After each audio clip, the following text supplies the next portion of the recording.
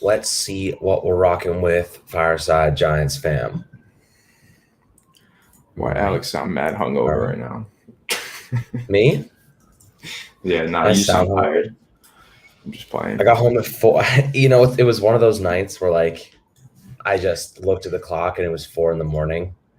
And I was like, oh crap. I was like, tomorrow's gonna be a long day. What's good, Yeah, Shane? How you doing, my man? We I got a had the game in same 30 thing happen minutes. to me, bro. Well, everyone has those days where it's just like you're having such a good time that it's 7 a.m. Or is it, you know what I mean? Yeah, no, I totally What's do. good? What's good, What's T up, Subby? everybody? Got Oh, mad everyone's people in here flowing now. through. Yeah, Mark Look Stewart, at we got that. Shane, we got T Stub, we got Super Taj World, we got Michael, we got his style. Alex, no, he got drunk. Yeah, last night was a good night. It was also a long night, but you know how it is. We have fun, and of course, we got to get hyped for the Giants game today against the Patriots. I know you guys are so freaking excited. We get to see some first team offense, my friends. What's good, Caesar? What's good, Fireplace Gaming? We got the whole squad. We got the fam in place. Squad up. What's up, everybody? Yes, sir. I know, and I'm Michael, excited. I'm excited. So I want to know. I'm excited too, but why are you dreading this game? I would love to know. Is anybody else feeling a sense of dread? Because I'm not really Not dreading dread. it.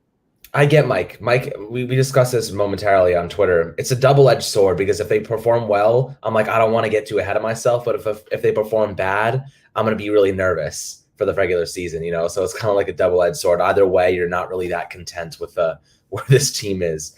You know what I mean? Not fair enough. I mean, I don't know. I'm not that nervous just because I know, if they don't play well, if the offense isn't clicking, right? Because I know we're probably all dreading watching the offense play. I'm pretty sure we're all pretty confident in the defense. It's the offense that's giving us all like sleepless nights. But I'm pretty sure that, even if they go out there and they don't play that well, I think we all have to keep in mind, yes, Jason Garrett has a very vanilla playbook, but today it's going to be extra vanilla because they're not giving you any glimpses of what they plan on doing in the regular season. So, yeah, no cookies and cream offense. Definitely no mint chocolate chip. I'd love to see that during the regular season, but I don't think we're going to see that tonight. What's your favorite, guys? What's your favorite ice cream flavors? Because we discussed this on the podcast yesterday, and we were like, I just, one of my classic tangents and how I got from vanilla offense to ice cream flavors. It's not too far of a fetch, I would imagine, but of course, probably going to get a lot of hook routes today. The classic Jason Garrett West Coast dink and dunk offense. But what we want to see is more downfield throws, and I don't think that they're going to doom Daniel Jones. Orange cream, Caesar. You, sir, are an interesting fella. I kind of mess with it though. That is interesting. That just I do caught like my mint eye. chocolate Orange. chip though. Oh. Shout out to the mint chocolate chip gang. Mint and MVP. I love cookies and cream. Cookies and cream is my favorite. Ooh, see, I don't like peanut butter at all under any circumstances. Throws real peanut butter into vanilla ice cream and mix it into like a carpal tunnel. Fish food. That's actually Ben and Jerry's. Pretty fire. Fish food is pretty good. Can't go wrong with cookies and cream. Dude, I love the Ben and Jerry's. Ben and Jerry's half baked is amazing. You ever had that? Yeah, I've had. Of course. How do you not have half baked? It's. I mean, damn you, Rivardo. What did I do? Oh, I don't like peanut butter, right? yeah. Damn you, Tony. But yeah, essentially, we want to see this offense during the regular season be a little bit of that fish food, be a little bit of that, vanilla, but with some real peanut butter thrown into the mix, So really interesting, kind of take. And what's going on, EBR, Eber, go Giants from Italy. Yeah, it's a little later there now. It's almost 1 a.m. So, shout out to you for staying up and watching this game. Yeah, but of course, my friends, this game is going to be interesting. I know someone just mentioned football talk with Benny. He just said that it sounds like Larson is going to be starting today for Dan Duggan. And if that is the case, which I imagine it would, because there's no guarantee they're going to play Shane Lemieux, right? Shane Lemieux is kind of that guy. He's working his way back from an injury. Don't want to really risk it right now. We saw it happen to J.K. Dobbins yesterday. He's done for the year. Those guys falling left and right. Don't put anybody in that you're going to potentially get That's why you're not going to see Saquon. You're not going to see Kenny Golladay. You're not going to see John Ross. You're not going to see Kyle Rudolph. You're not going to see Kadarius Toney. There's no point in risking it for the biscuit when it doesn't matter. We don't even have, this isn't a real game. This isn't a regular season. It doesn't matter. So don't risk these guys. They're going to be, in my opinion, I think they're going to be available for week 1. They're all working their way back. They're all running. They're all cutting. They're all doing very, conditioning things, I guess, what Joe Judge is looking for. He wants them to be able to, play a full football game. They want them to be 100%. So for the most part, I'm pretty confident they will be for week 1. But this game, this one is really another valuation game. What are we going to see from the offensive line? Ted Larson, do I trust him? Absolutely not. Apparently, Nate Solder is going to be getting the first crack at right tackle today. So Really? we'll see if that comes to formality. Yeah, we'll see if that comes to fruition. And if it does, it kind of goes in line with what we said this week, Anthony. Matt Peart's been struggling a lot during camp. Matt Peart's been struggling during the joint practices with the Patriots. Of course, you don't want to see that. But at the end of the day, you want to protect Daniel Jones. It's about protecting Daniel Jones. And if Matt Peart's not going to give you that best person on that right tackle spot, you got to go with the safer option. You got to go with the guy that you trust. I bet Vanilla's too strong for a guy. He just has some ice cubes. It's like that ice, the ice cream that they give you at like when you go to like the astronaut museum. It's like that crap. It's like styrofoam. You've ever had that? Like the astronaut ice cream. It's like styrofoam. That's the kind of ice cream that Garrett's working. I feel like that's too complex of a formula for Jason Garrett. But I want to say with Matt Peart, my question to you, Alex, and really everybody listening, do you think that this is a result of a back injury? Is that why he's struggling? Or do you maybe just think, like, is anybody starting to lose hope for Matt Peart? I'm not. I think that this is still related to the back injury, because what we heard was he was working back slowly, and then all of a sudden he was just fully back. And it was like really sudden. He was just activated off the PUP list, and he just started taking the first team reps, and he started struggling. And I don't know. I'm curious to know what everybody thinks. Do you think that these struggles are related to the back injury, or do you maybe just think he's not that good? I still think he's good. You guys know me. I'm a huge Matt Peart fan, but I don't know. Definitely starting to get at least a little bit concerned here. Yeah, I mean, you asked the question, do I think it's because of the back injury? I think that the back injury absolutely stalled his progress, this offseason, because it took him so much time to get back into things. He only started really working out like 2 weeks ago. You know what I mean? Now you're going up against the Patriots, you're going up against Cleveland, and it's tough. Last week really the first preseason game against the Jets, he had a couple snaps, but he did not look so good. He got beat pretty easily, but then he bounced back to an average level. We really just want to see these guys take a step forward. But at the end of the day, it's about protecting Daniel Jones. That is the only thing that I'm worried about, making sure he is safe, because God help me if long neck Mike Glennon is starting week 1 for us because Daniel Jones got injured because Matt Peart gave up a easy sack. I'm going to be so mad. Just protect him, do what needs to be done to make sure Daniel Jones is safe, whether that be Matt Peart not playing when he's on the field, whatever it might be, protected. I have, and like some people, I know Antero, what's going on, my man, Isaac, what's going on? I know you guys think, you kind of lost hope in Matt Peart, but it's still a young season. There's still a lot of time. I'm not giving up on him just yet. We've seen players take significant jumps and leaps forward with their game. You have to be Big Nuts. You are an absolute maniac, bro. I can't. I gotta stop reading the comments because I just lose my train of thought. You guys can crack. No, that's mad funny. That's super funny. Do you know if the Blanket's playing today? Is James Bradbury playing today? I was going to say, I'll search that up real quick. I bet he is.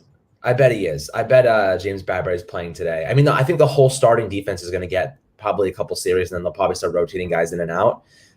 They said the whole first team is going to play at least the first half. They treated this like a real game. And God forbid that doesn't mean Jason Garrett, running the Ice Cube offense that he likes to run. So, hopefully that he misses that. Honestly, you don't have to give away your entire playbook. You can still call up decent plays. You know what I mean? Like even the average plays on a good offense are good plays. You know what I mean? There are good route concepts. You don't have to run basic route concepts just because you're trying to hide your playbook. That is such an indication of how weak your playbook is. You know what I'm trying to say? Do you get that?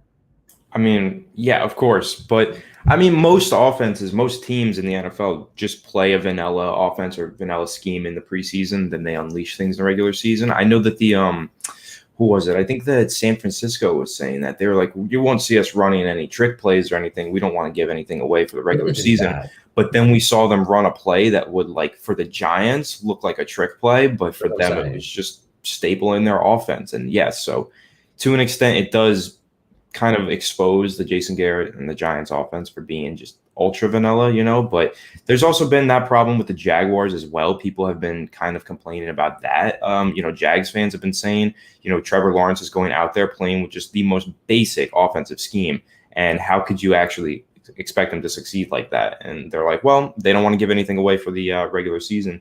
And then I saw the counter argument that there are some vanilla offenses out there that work because they have such elite players playing in them, like the Seattle Seahawks run a pretty, you know, basic scheme. It's like power grab run scheme and vertical offense, but, you know, nothing special. So it can work. You just have to have the right players for it. And I guess that's going to be the discussion for the Giants. Do they have the right players? And I guess we're going to see a little sneak peek of that today. Yeah, absolutely. And Mike, he said, what's the first play that we are running? Quick First play they're running, it's going to be inside zone to Devontae Booker. It always is. We can call first. Quick slant. What do you think it's going to be? A slant route. It's going to be a throw. It's going to be a slant route. Yep. I think it's going to be so straight up in inside zone to Devontae Booker. We could call Jason Garrett's plays in like 3 years in the future. That's how easy it is to call his plays. And we'll see what happens. What do you guys think it's going to be? Let us know. It's going to be a slant to Darius Slayton. A slant to Darius. I mean, I could see it because I've seen it, but Big play slant. I mean, they always open the game running the ball, and then they just 3 and out every single time. This is like the Giants' MO. It's every game, run the ball twice, incompletion on 3rd down, and then they punt. And then they're like, everyone's like, oh, like really? Like this is all we got every time. It happens. And then curls, Mike, you know, you said curls, definitely possible. Fireplace gaming, you're at the game. Shout out to Fireplace. What a legend. What a true fan in the live stream while being at the game. You're awesome, dude. Shout out to you. Yep. Yeah, seriously. How's it going over there? How you doing what's the environment like? You know, I know it's a preseason game, so it's probably not that popping, but is it popping at all? You know, how is it? I'm curious to know. Probably pretty popping. I mean, Darren, if they run an option route to Shepard on the first play of the game, I would be absolutely blown away. I'd actually just start clapping. I'm alone in my apartment. I just start clapping. Just to just out of pure happiness, I did anything but run the inside zone to Devontae Booker. And Johnny, do you guys live react during the game on here? So maybe we'll do that this season, but what I really wanted to do and what I love to do is get I have a little system I do that I can get all of the highlights and stuff up on Twitter like ASAP, so you guys can get second looks at all the big plays.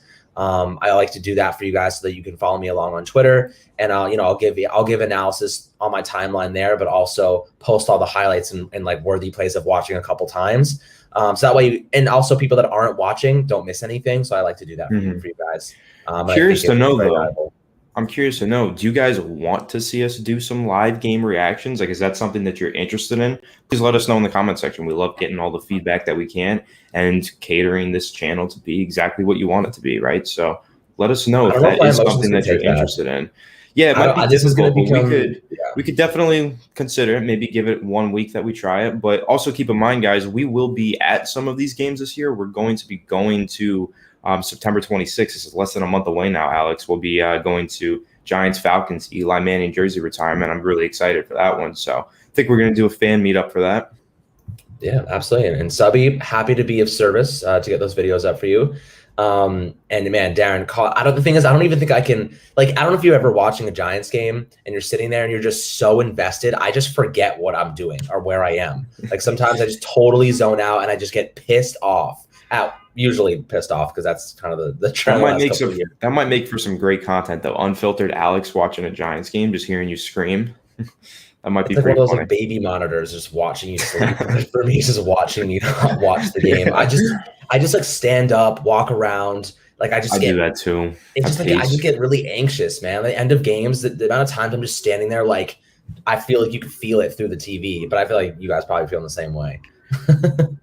So John Ross is dealing with a hamstring injury, so he won't be playing today. He does seem to be a lock for the 53-man roster as WR5 at this point, but he is recovering. I believe it's the hamstring still bothering him. Hopefully he'll be back relatively soon, hopefully for the start of the regular season. From what I've heard, I think that this injury happened quite a while ago, so he should be progressing soon enough.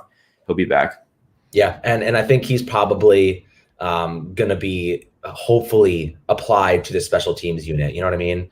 It's really awful to see like all these guys getting injured because they don't have the opportunity to return punts and whatnot. But I think John Ross, like he has to be. I mean, he's like Darius Slayton's backup, right? Like, how does he get on the field when you have all your guys healthy? I think he's really is just a backup on this team, and he has to be providing some sort of value as a kick returner or whatnot. So hopefully that's the case. And Mike, fantastic comment. What Gary should do is run a super creative mint chocolate chip with rainbow sprinkles and chocolate fudge game plan, so no one will see the Ice Cube offense coming. Now that, sir, I don't know think exactly. He has it in him, bro. That was another language. That was that like was that Ben and Jerry's language, Ben and Jerry's playbook. Yeah, Jonathan, I think that's absolutely true. I think that Galladay and Rudolph are probably healthy enough to play right now if they wanted to, but why risk it? You know, they are recovering from an injury. They're probably at like 85 to, 90% health, right? But let's just wait till they're at 100% in the regular season and let's play them then. I don't want to risk it. Alex mentioned this. We saw J.K. Dobbins go down. We've seen Carl Lawson go down. Jets had to go out there and make a trade for Shaq Lawson, had to give up an asset just to get a player that's not even as good as the player that they lost, right? So, it's better safe than sorry. I definitely don't want to see anybody getting injured. So if anybody is recovering from an injury, I'm ready to just see them play in the regular season. I don't want to see Rudolph or Galladay, especially those guys are proven veterans who have been in the league for a while too. So. Exactly. And Mike, I know you're going to go lock in. Let's have a good one. You guys are the greatest. Much love, my man. Enjoyed the game. I'll be tweeting. We'll have instant live reaction after the game as well. So we'll get you guys all the information you could possibly need and just talk about, who looked good, who didn't look good, what do we notice, this and that. So we'll get you guys covered after the game as well. Airborne Cheeseburger, I feel like you're always watching me. I don't know, never seen your face. You're just a double Mac. And that's all. I don't really know what to say to that. But maybe a few snaps. Cesar, talking about a couple guys getting onto the field. And, last week I kind of wanted to see the offensive line get a couple snaps here and there. But I guess the Giants probably were like, okay, you know what?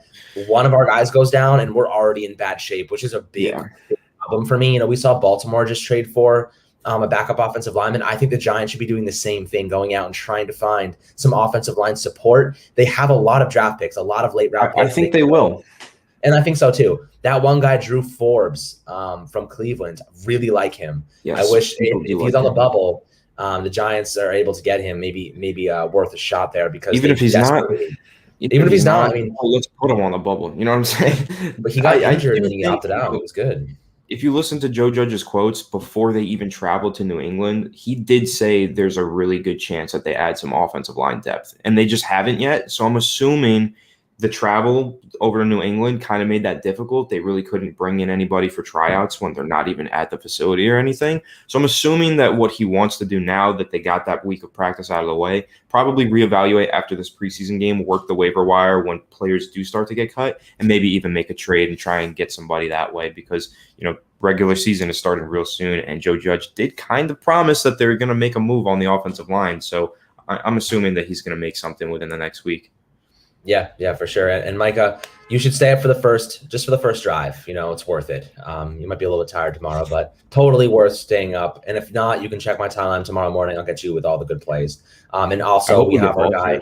We have our guy Danny too. He's behind the scenes. He's going to have a highlight video for the entire game within minutes of it finishing. So we'll get you guys we'll have that an video. Instant reaction within minutes too. Yep. So we're gonna have So after the game, we'll have the highlights up within 20 minutes, and we'll have an instant live. We'll have an instant reaction as well within 30 minutes of the game ending. So that is a big benefit for you guys that are going to be sticking around after hours to learn a little bit more about this team and watch the highlights if you didn't catch it.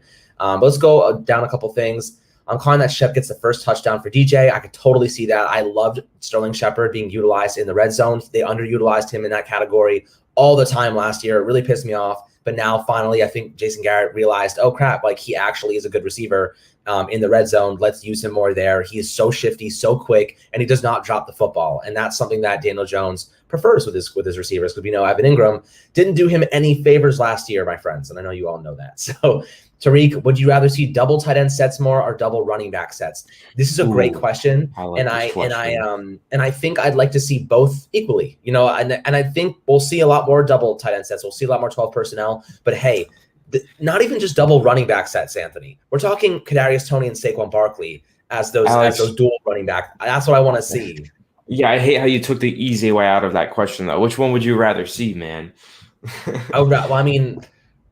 So, okay, if I you're kind talking of about like Evan having Ingram and Kadarius Toney in Kyle. the I like backfield, if Evan you're talking Ingram and about Kyle having him in the Rudolph. backfield, then I want to see a lot of double running back sets because I do Well, want of to see them get course. creative with Kadarius. But ultimately, I Agreed. think they're going to run a lot of 12 personnel. When they released their first unofficial depth chart, it did have 2 starting tight ends. So I'm assuming that they're going to be running 12 personnel more often than not. Like probably more 2 tight end sets than more Yeah, 3 receiver definitely. sets, which is kind of mind-boggling considering how much they just invested in the wide receiver position. But I guess they've also invested quite a bit in the tight end position as well. So, you just kind of keep in mind the Giants do now have a lot of depth on offense and they have a lot of talent. So they're going to have to get creative. Otherwise, they're going to falter. But yeah, I want to see a lot of 2 tight end sets, especially in the red zone. Kyle Rudolph is a premier red zone threat. Evan Engram is, just as fast as any receiver in the league, basically. So yeah, 2 tight end sets. I want to see those a whole bunch this year. Yeah, and dude, I mean, guys, everybody, Kadarius Toney and Saquon Barkley out of the backfield, the amount of stuff and formations, the amount of pre-snap motion and confusion you can create with 2 players like that coming out of the backfield. You can play action, you can do read options with Daniel Jones, you can do triple read options with Daniel Jones and Kadarius Toney and Saquon Barkley, pitch plays to the interior. You can do so many things. Play action, then going deep down to Kenny Golladay or Darius Slayton downfield because if you bunch those guys together, it forces those linebackers and it forces guys out of the secondary. It forces them to stay closer to the line of scrimmage.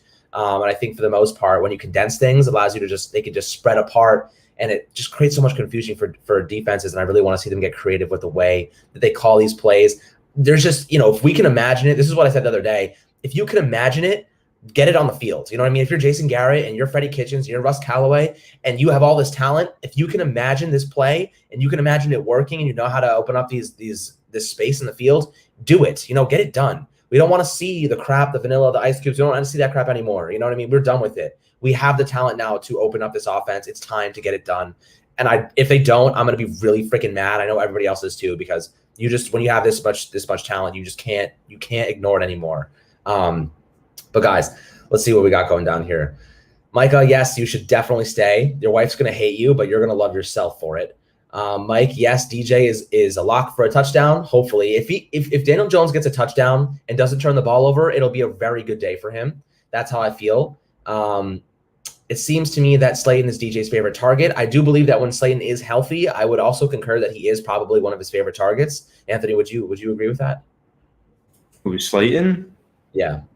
Yeah, I mean, of course. I think that they actually have a really solid connection. I feel like most of Daniel Jones's passing touchdowns usually go to Darius Slayton when we really need one, especially in the beginning part of last season. He had the deep bomb in week 1 to Darius Slayton against the Steelers. He had the deep bomb down the left sideline against the Washington football team as well. They usually connect on those vertical routes, of course, Darius Slayton being a more vertical receiver. But I do think that Sterling Shepard is his favorite receiver just because he's so dependable in the underneath portion of the game. So when Daniel Jones needs to dump it off or he needs somebody to run a good route, just get a first down, scrappy play, he can depend on Sterling Shepard. And I think that's the kind of quarterback that Daniel Jones, or the kind of wide receiver that Daniel Jones really needs in order to find success. So I think really he likes both of them, though. And I'm excited for his connection to continue to strengthen with Kenny Golladay as well once he's healthy. Plus, I actually think the player that he has the best chemistry with, low-key, just might be David Sills, considering how much they've worked out together and practiced together all offseason long.